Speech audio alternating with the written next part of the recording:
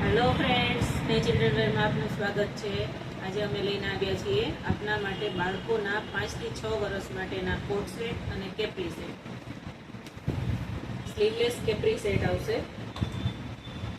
આ ટાઈપમાં કેપ્રી છે. 3 colour available છે એમાં. હાફ સ્લીવ ટી શર્ટ સાથે કેપ્રી આવશે. વિથ પોકેટ કેપ્રી છે. 3 કલર અવેલેબલ છે એમાં. હાફ સ્લીવ ટી શર્ટ સાથે કેપ્રી સેટ આવશે.